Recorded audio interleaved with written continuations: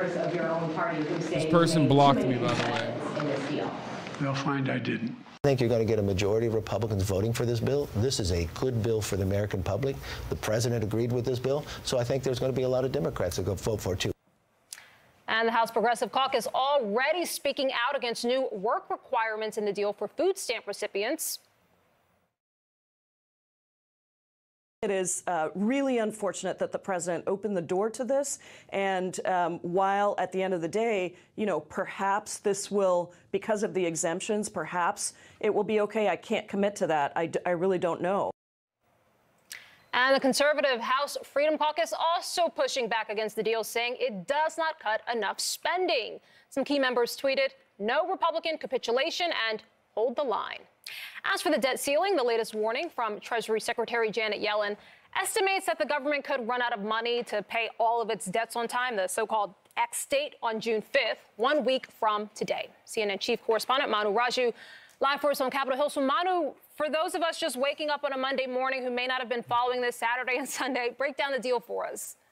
Yeah, look, this was a hard-fought negotiation, a negotiation that the White House didn't want to have to begin with. Remember, President Biden, for about 3 months, more than 3 months, just refused to sit down with Kevin McCarthy because he demanded the debt ceiling be increased, $31.4 trillion debt ceiling be increased without any conditions, without any spending cuts, warning that trying to do so would avert a fiscal disaster here. But Kevin McCarthy had a different approach. He demanded spending cuts, a whole slew of conditions. Ultimately, the White House was forced to negotiate and make a range of concessions that is angering both sides of the aisle. Some liberals upset and also some conservatives upset with the deal that McCarthy cut. Now, a little bit about the deal. 2-year suspension of the debt limit essentially would expire in January of 2025. That has caused some concern on the right. They believe that it should have only been 1 year for preventing them from fighting this again next year in an election year. Also would ensure that veterans' medical care is not impacted by the spending cuts that would have happened across the board on domestic programs. There's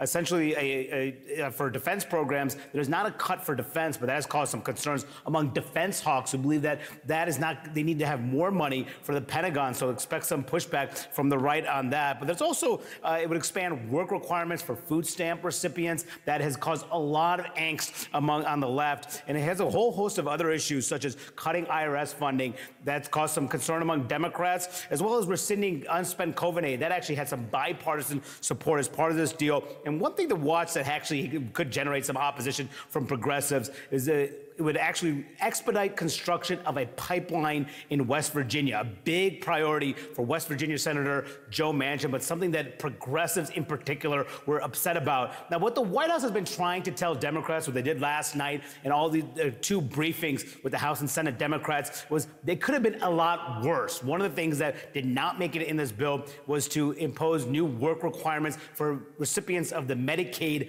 health insurance program. Of course, that's a low-income health care program. Republicans had pushed for new. Bro, oh my God. Increasing the no eligibility limit for any kind of welfare programs from 50 to 54 instead of 55, which is what they were planning on doing, is so psychotic. Okay? Is so incredibly fucked up. Like, it's in a just world. First of all, if this was France, motherfuckers would be up in arms. Okay? It's also like not even beneficial. Like, it makes no sense. You just decided, like, hey man, if you're in between the ages of 50 to 54, fuck you. That's all you say. If you're a working poor person, if you're a poor person in between the age of 50 to 54, fuck you. We hate you. That's it. That's literally all you're doing at that point. It's so wild. New work requirements for those recipients. That did not get in the bill. They also argued a whole host of other issues, such as the president's signature Inflation Reduction Act was not cut as Republicans had pushed for, which is what they're trying to convince Democrats. This is the best we can get, even as a lot of folks on the right saying those cuts should have been imposed and McCarthy should have demanded more and should not have given the president as long of a debt limit suspension as it's in this current deal, causing a lot of angst on both wings of the party as they try to get this through Congress. A lot of angst, a lot of unpredictability. Manu Raju, thank you. We shall see. Yes, we will. Let's bring in now CNN economics commentator and Washington Post opinion columnist Catherine Rampell and former Democratic congressman from New York, Max Rose, who's also, of course, a veteran of the war in Afghanistan. Why are we framing this from the right? Because it's fucking CNN. And that's like the entire point of CNN. It's the entire point of mainstream media in general, but especially CNN, which decided that actually we need to be more right wing. We're everyone keeps calling us libtards, and we got to be more right wing. Actually, that's what we're supposed to do. Anyway, let's get to this guy, Mr. Purple Heart over here. Heart, among other honors. Nice to see you both this morning. I'm going to start with you. When we look at what's happening here, and I think, as Manu laid out for us, we know there's a lot of skepticism. There's a lot of angst on both sides of the aisle here, but we press people a lot and we say, I need a yes or no answer, as you know all too well.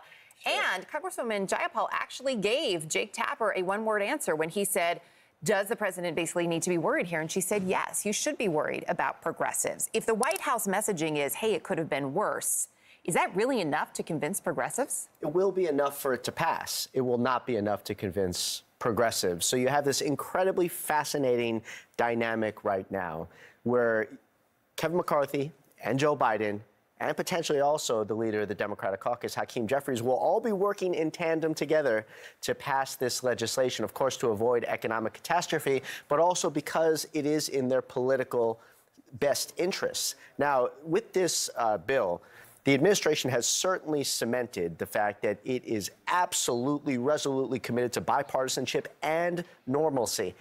Oh, shut the fuck. Oh, God, dude. Oh, God. It is so hard for me to not make jokes about, like, suspecting what he got a Purple Heart for here, okay? Like, it might have been head-related trauma, though, that made him bald, of course. I'm not making fun of his disability because baldness is not a disability still. To this day. That's what I was saying. Not anything about his cognitive impairment.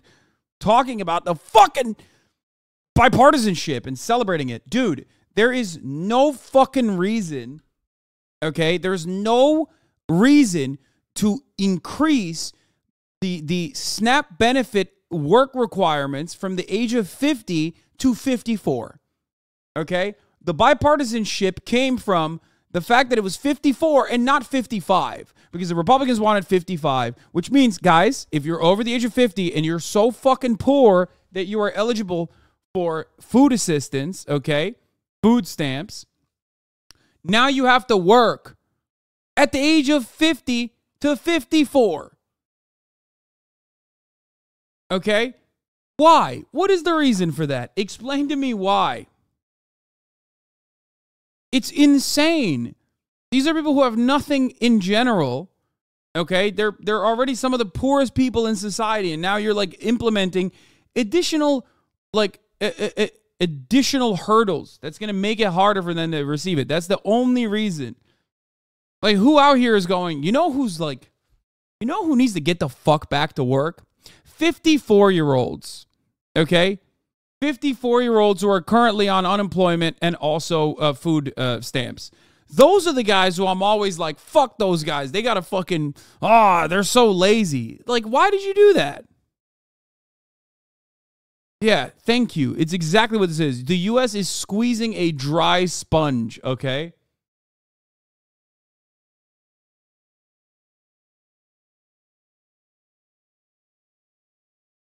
Thank God for civility on that shit. Anyway, student loan relief was not in the deal, for the record. That's why they're not talking about it. Tax hikes, which the Democrats had targeted wealthy Americans for new tax hikes, but there are no new taxes here. No clean energy repeal, no key provisions on clean energy are from the IRA, the Inflation Reduction Act, are actually in the bill either. The only thing that is really bad is the 50 to 54 work requirements. The reason why maybe the right is like, not the right, but like the reason why the media is looking at this as like a kind of a dub is because like nothing truly horrible occurred in this process, specifically related to the debt thing, other than what I'm mentioning. Aren't they restarting loan payments? Yeah, but that is fucking bullshit. However, that is not related to this deal, this negotiation. The IRS was supposed to get $80 billion, okay, in funds, and the only thing that the Republicans were able to claw back on the IRS was the only thing that they were able to claw back on the IRS part. I think it was like $1.9 billion or something. Where is it? Yeah, a win for Democrats was securing $80 billion for a decade to help with the Internal Revenue Service, to enforce tax code in last year's Inflation Reduction Act. And I think they were able to take down 1.9 billion, I thought, but maybe, no, new number is 20 billion. They took 20 billion off of the 80 billion over the next decade.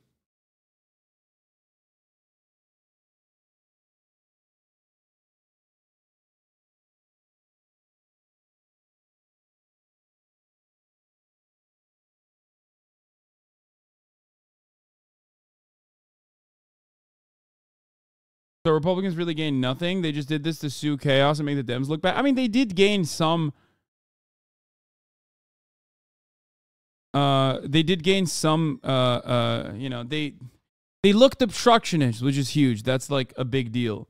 Not a real 20 billion though. It's 20 billion in like 2029. So noise. Yeah, it's mostly like aesthetic wins that they got. But it doesn't even matter because this conversation shouldn't be had. Okay? And now they have the opportunity to utilize this exact same conversation again in 2 years. So understand that, like, they literally, this is not, like, we just gave them something for no reason. Now, you might look at this and have liberals go, oh, wow, we should really celebrate this. Like, the libs left unscathed in this regard or whatever the fuck, right? But it's like, it should not happen. Like, what do you mean? It never happens when Democrats are not in charge. You know what I mean? Why the fuck is it happening when Republicans are not in charge and the Democrats are in charge? Why?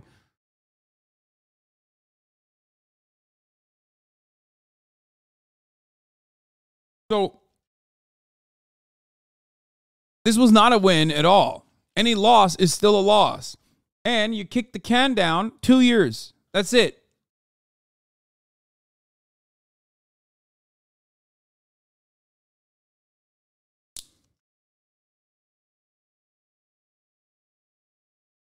Holy fuck.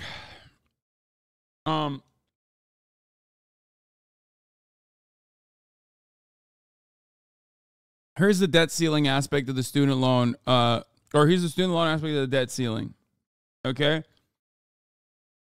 This is a House bill that passed 3 days ago that blocked it. There's one House bill that passed with 2 Democratic votes, actually, that is supposed to not only fucking restart student loan debt repayment, but they also want the student debt forgiveness to go away, and they want to literally end the payment pause, and they also want to make students pay literally prior loans that were forgiven, which is fucking psychotic.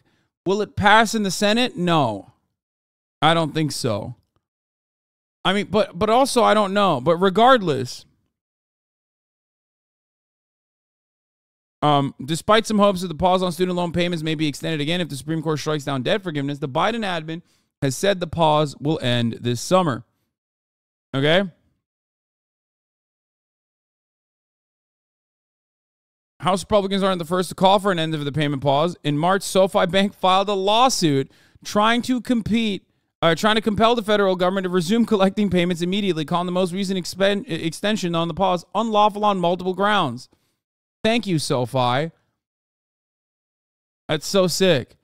In that regard, it's not the cruelty that's the point.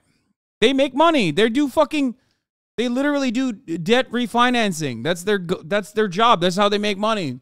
And they're like, oh, we can't make money if you don't fucking enforce these loans, you fucking assholes. Oy.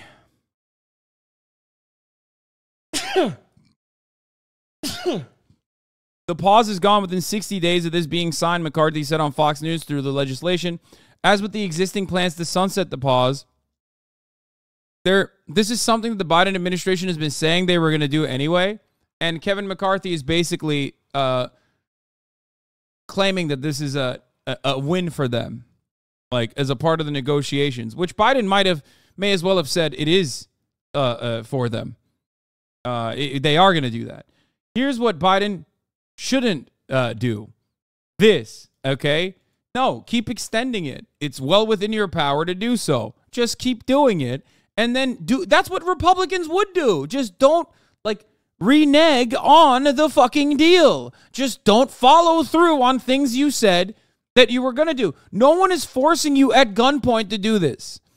Okay? You don't have to do it. You can keep extending it. Just lie and extend it. Who cares?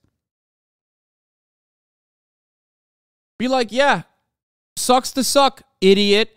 Why don't you write legislation that forces to do it? Oh, wait, you did that in the House.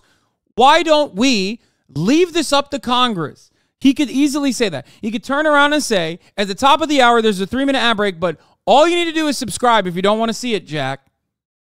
Okay? All you need to do is subscribe for $5 or for free with the Twitch Prime by connecting your Amazon Prime account to your Twitch account where you get 1 free Prime subscription a month. Cut the malarkey. You can also get gifted a sub if you're lucky. That's another way to cut the malarkey at the top of the hour. Donkey Hawk, thank you for the 5. Get the subs, allowing 5 people to no longer see the ads at the top of the hour. Woo! Right at fucking 4. Right at 4 p.m. Goddamn. I don't think he should say that. 9 out of 10. Polar Bear 420, thank you for the 5 gifted subs. Tamana, thank you for the 10 gifted subs, allowing 10 people to no longer see the ads at the top of the hour. Here is the 3-minute ad break now.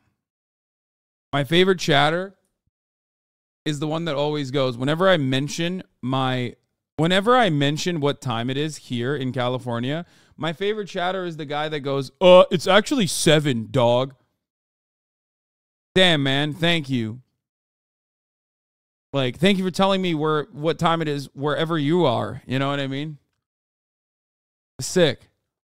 1453, best day of my life. Thank you for the 5 get the subs.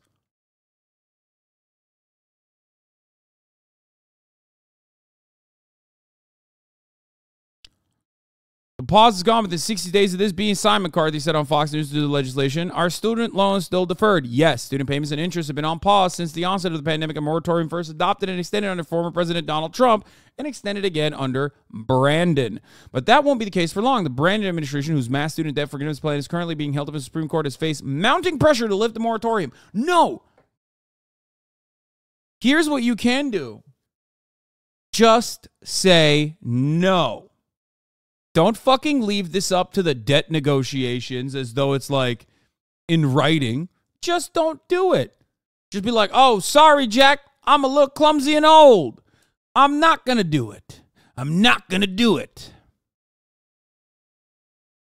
Just saying, that would be pretty cool if you did that. Anonymous gifter, thank you for the 10 gifted subs.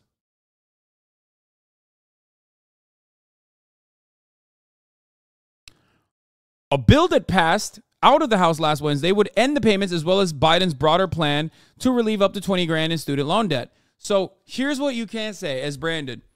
Kevin McCarthy, you already did your job. You're the fucking speaker, okay? You already passed the bill that would force me to do this. Except that bill's got to pass through Senate, and it's got no chance in passing through the Senate.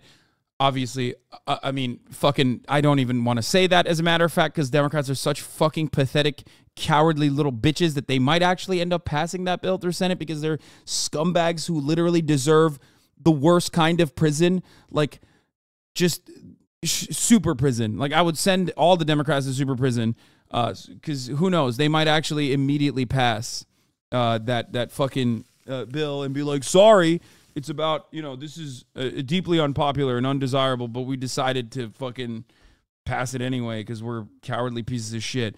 But let's say in the perfect world, Brandon is saying, yeah, guess what, dude? McCarthy, you already did your job. You passed through the House.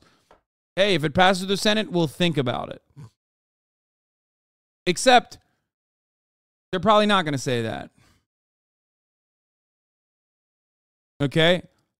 Brandon should be like, it'd be irresponsible if I, if I go against my promise to the American students. You know, they voted me into office for a reason. I made a promise to the American people that I was going to take away their student loans. Okay? I was going to do student loan debt relief.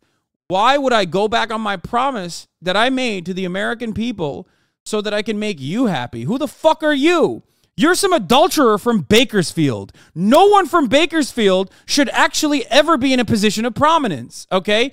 Go back to making meth. Shut the fuck up. Go back to having sexual intercourse with Marjorie Taylor Greene. I do not give a fuck about my obligations to you, a man from Bakersfield.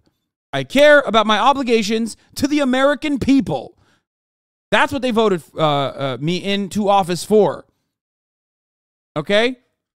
That's it. Just say that. Say that.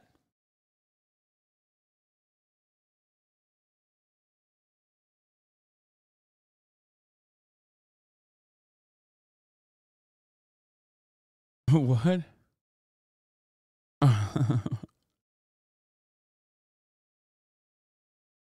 I have a legit question, Hasan. If Biden used executive authority to forgive student loans, how does SCOTUS even have standing to rule on executive orders? I thought the point of an executive order was that Congress and the judicial branch have no recourse to counteract it. Can't Biden force the loan forgiveness to be executed even waiting for SCOTUS to rule on it? Yes. Yes, they can. But I don't know if the Supreme Court could actually override his executive authority. But the real problem is that it's up to Biden, which is a puppet of the Democratic establishment. So the Democratic establishment, which gets a lot of money, especially like Nancy Pelosi and whatnot, which get a lot of money from student loan debt refinancers and banks like SoFi, for example, and all these fucking gremlin vultures that make money off of your demise, your financial demise that is built into the fucking system itself, are yelling at the Democratic seats that they paid for. They're yelling at the Democrats that they paid into their campaign funds. So now, Brandon is faced with a tough choice. That's the problem. Yes, the quicker you find out that the Democratic establishment doesn't actually want to relieve student loan debt relief, is the quicker you realize this is why they do things like this. But hey, guess what? This is a very unproblematic way that Brandon can act like he still cares about civility while maintaining the position that he actually did everything he could to protect student loans or student loan debt relief, which was a campaign promise. He doesn't.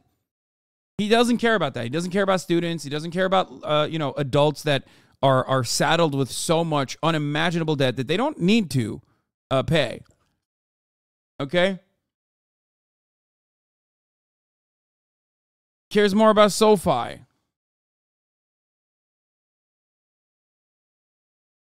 Bullshit.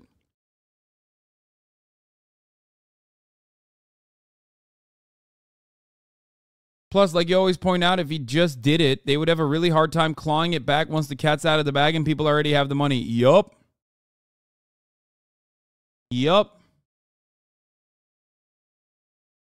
Anytime the government does things that are good, the government creates a very scary reality.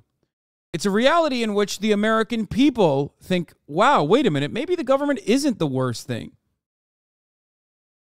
That is ideologically antithetical to what these hyper-capitalist corporations want out of the government. The only thing that the government should do is at gunpoint take money from you in the form of taxes and then turn it into subsidies for those very same corporations that will never give you any of that back, that will work you to the fucking bone and will never actually improve your conditions. That's what the government's good for. The government's good there to deregulate.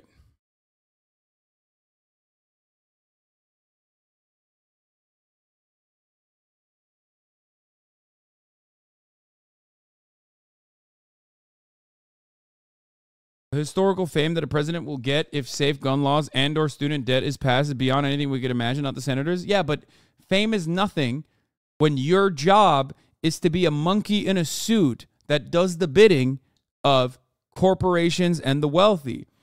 That's what the American president's there to do.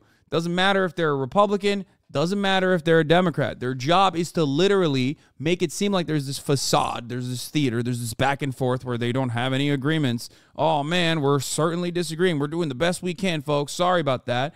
Meanwhile, their main job is to just do precisely not that. Their job is to basically push for whatever measure helps the bottom line of corporations.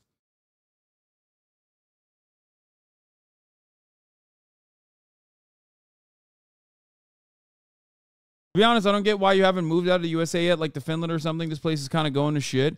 Ultimately, it doesn't matter. I still like America for what it can be, okay?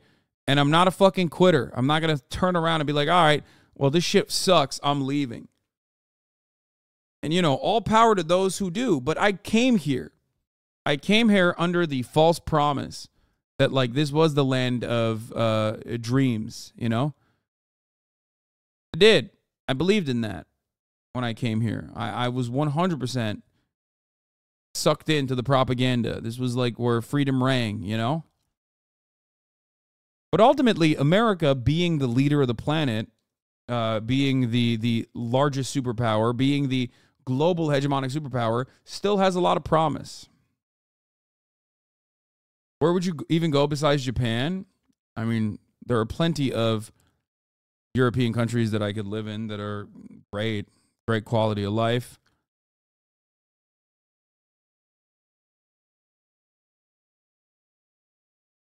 You know? I do love Japan, though.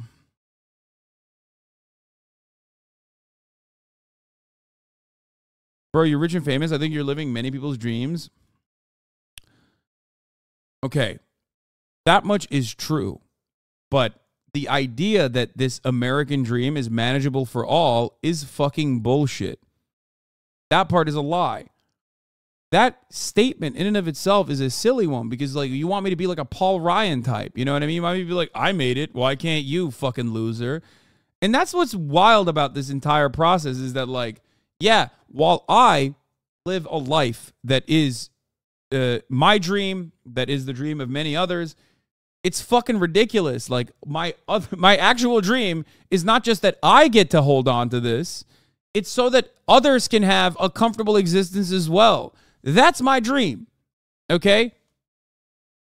It's not about just like me having it. It's about everyone else also having a better existence, a comfortable existence.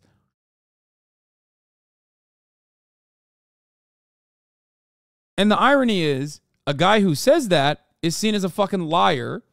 A guy who says that is not only seen as a liar, but also bad and evil and wrong, okay? Whereas if I was in this condition and I said, I made it on my own, like fucking, you know, it wasn't luck, it was hard work, baby, Sigma grind set, and you guys are fucking losers for not being able to achieve it, but like you can too, just work hard, lol. The systems are not wrong. That's just like failure speaking inside of you. If I were to say that instead, hella people would turn around and go, that guy's fucking right. He's so right. Yeah.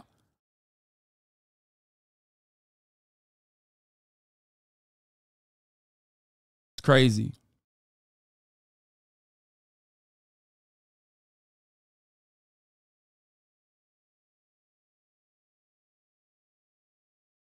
Anyway. In a statement, a White House official said Biden protected the student loan debt relief plan in its entirety, including of that for mass forgiveness and for improvements to income-driven repayment options. The administration announced back in November that the current student loan payment pause would end this summer. There you go. Like I told you, the student loan debt relief in and of itself is not a part of these negotiations. Biden might have told him that, but the real scary and sad reality is that the student loan payment pause was slated to end this summer regardless. Biden himself wanted to end it. Now, of course, he doesn't have to. I'm just saying, he does not have to do that. You can just keep it going. Keep extending it, baby. Just fucking do it. Just keep extending it. Shh. Shh. Nobody needs to know. Nobody needs to know. Just be like, oh yeah, we'll do that. Just keep doing it. What are they going to do? You're the fucking guy. You're the guy that can do it. You can do it.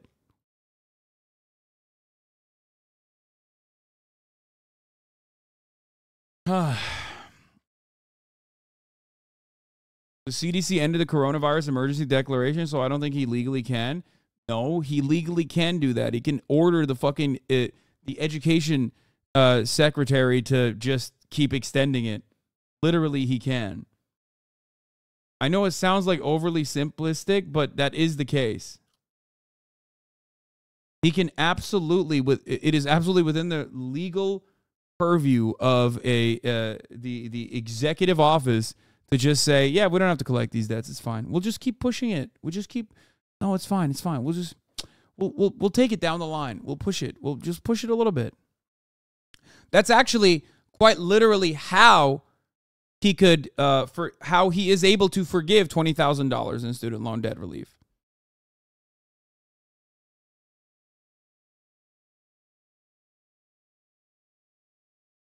It's in the legislation that authorized student debt that he can modify, cancel, etc. He can forgive it all. Yeah, 100%.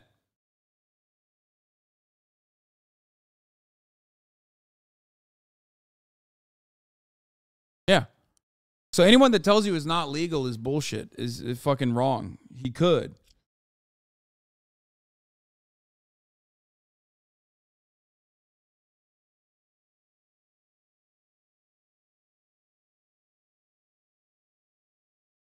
If Biden lets them restart student loan debt repayment, I'm fucked financially. Yep. Plenty others like you, Celtic von Strons.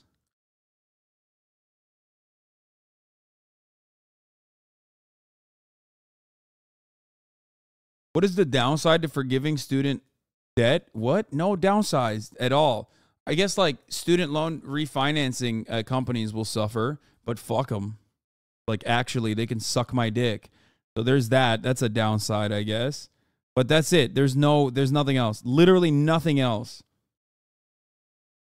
The opposing view, on the other hand, if you are asking me to steelman it, I'm going to say some gross shit. If you want me to steelman the argument about student loan debt relief not coming for you, I have to say some disgusting shit that I do not believe in. But the steelman position of that is that it's a moral hazard. These people took on loans. Plenty of other people took on loans. Plenty of people take on loans, and the financial responsibility needs to be instilled upon the American workforce. If we fucking take away student loan debt relief, what's next? What other loans are we going to relieve? Car payments. Oh my God.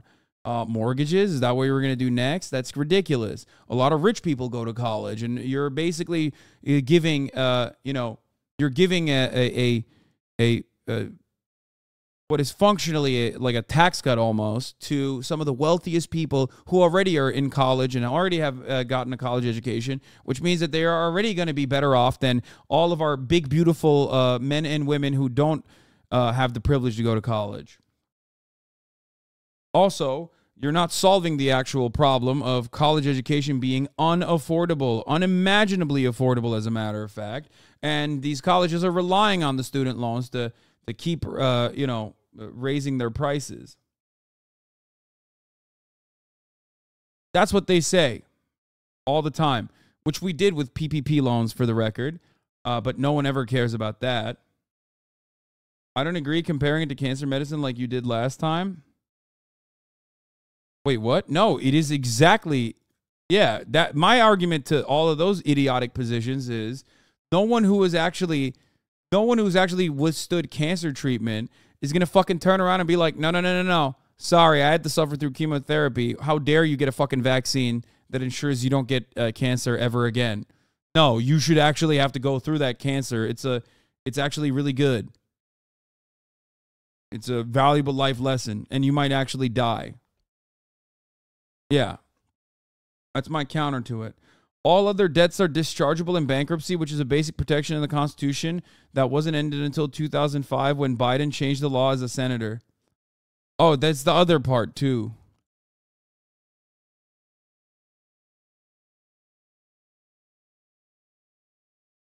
I'm ultra left-wing, but debt cancellation should not happen until the cost of college is reined in. Oh, okay, never mind, dude. No, me too. I'm ultra left-wing. And I don't think we should have health care until we solve a lot of these, until we solve the obesity problem in America. That's what you sound like, dude, man, bro. It sounds silly. It sounds stupid as fuck. What do you mean? You just literally did what reactionaries do. You used another problem that you might be genuinely interested in solving that problem, but conservatives put that forward. You sound like a boomer? Me?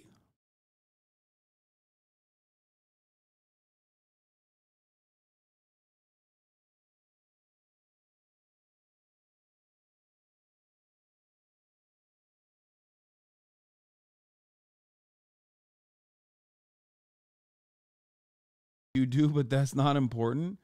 Wait, I sound like a boomer? Why? Because I think that you dumbass Zoomer student loans should be relieved. Is that why? I guess I am.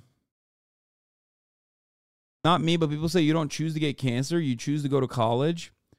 Okay, first of all, everyone should be able to go to college, okay? And secondly, if you're fucking psychotic, you could say you choose to get cancer by, changing your diet. You could avoid getting cancer by changing your fucking diet. Okay? The fuck do you mean? Education is like the single most important component for upward social mobility. Okay? And it should be free. The idea that like college is just this like luxury good is so fucking stupid. And anyone that tries to fucking tell you that it's not is a ridiculous baboon-brained idiot. Okay? So if someone tells you you don't choose to get cancer, but you get cancer, but you choose to go to college, ask them why they're choosing to go to college to begin with. It's such a stupid argument. I'm just saying, you guys could literally fucking not argue with these idiots in your lives. You know what I mean?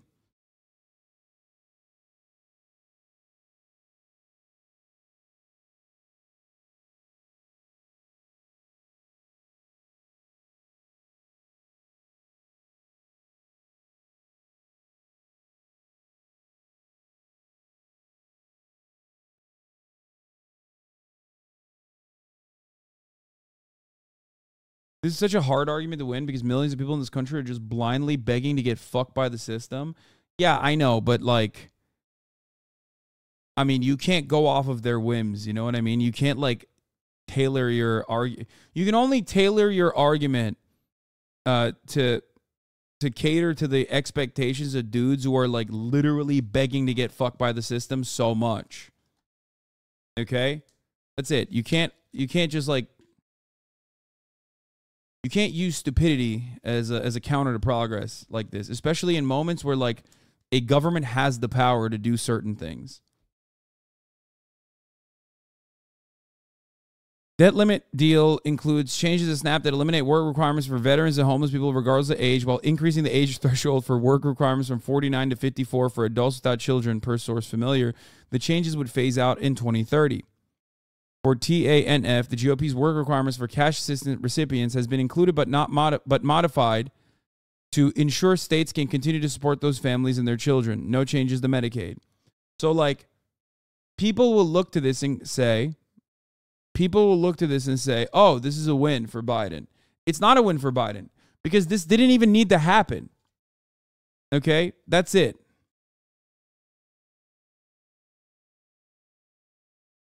Like, oh, we just got... You have a gun, and this dude said, I'm going to punch you in the face. You said, I have a gun. I could just shoot you in the face. Don't come near me. But instead, you just didn't say that at all, and the guy still came and punched you in the face. But you found out that he's not as strong as you previously thought he was. You still got punched in the face. There's no reason to be punched in the face in that regard, okay? You just stood there and you ate it. Not positive. Anyway.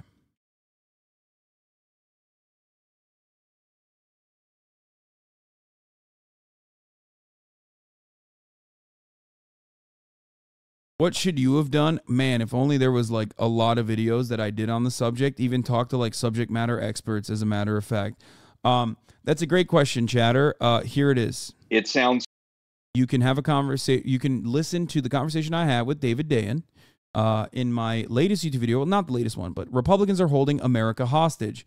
We went through some of the avenues where, we could have prevented all of this from happening, including,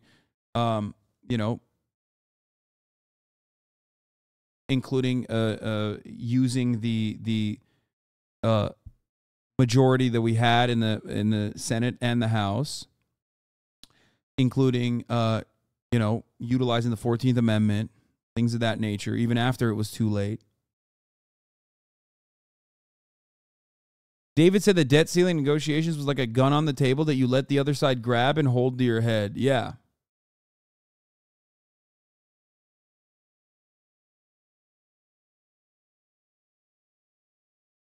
I'm not watching that whole thing, little bro. Okay, well then don't watch it. Then motherfuckers be like, I don't want to learn, actually. You fucking idiot. You stupid idiot. I'm here to just ask questions. Oh, you fool. You thought I wanted to learn? What are you, fucking stupid? No, I'm just here to talk shit.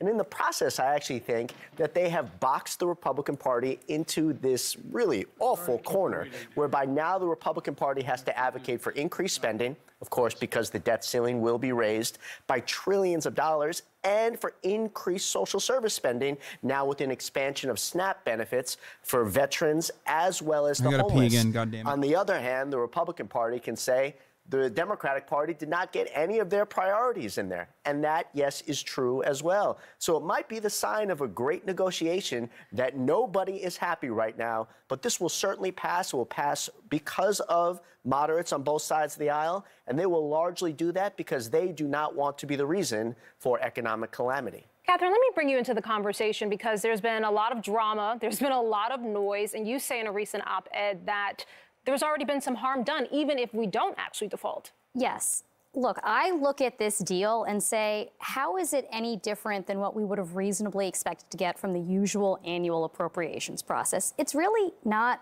that different, given divided government. Republicans didn't get the draconian cuts that they asked for. They didn't get the Medicaid work requirements. They didn't get some of the other things that I was worried about, including basically undermining the entire regulatory state. They basically got flat spending, which again is what I would have expected coming out of the appropriations process. So the question is, fine, but what was it all for, right?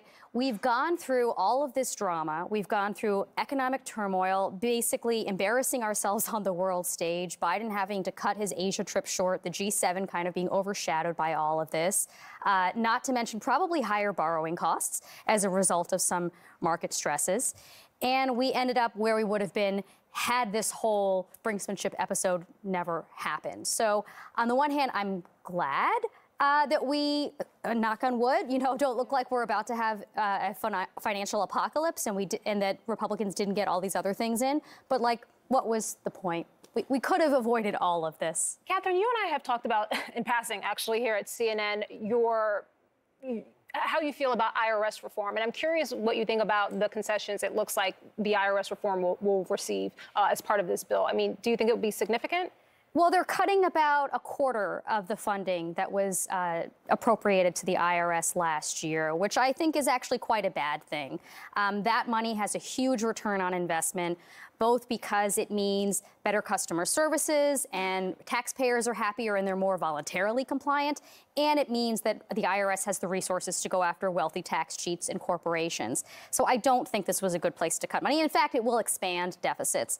That said, they did some kind of accounting gimmicks where it doesn't look like it's materially going to affect the IRS's overhaul in the near term. It'll probably be more of a problem several years from now. But again, it's not making it easier for rich people to cheat on their taxes doesn't seem like the thing you would do if you really cared about getting deficits under control. It's sort of interesting, though, that will undoubtedly be put forth as a win for Republicans. They got some of that money back. How does this play to your point of, look, if everybody's unhappy, then I guess this is a good negotiation, right? Because nobody comes out the winner here. But how do you sell that to constituents? Well, there's a few major hurdles here just in terms of selling it to legislators. First of all, Kevin McCarthy has to get over half of his own caucus to support this before it even gets to the floor, and they have not confirmed that they will do this. And that whipping process, as it's known behind the scenes, is not fact-based. I love this guy literally being like, nobody's happy. And that's a sign of good negotiations. Like, who the fuck is writing for just the sake of negotiations? Like, what are you? A negotiation? Are you Mr. Negotiation? I don't understand. Why are you why are you writing for like gridlock? Well, at least spirited debate happened. Like, what the fuck does that mean?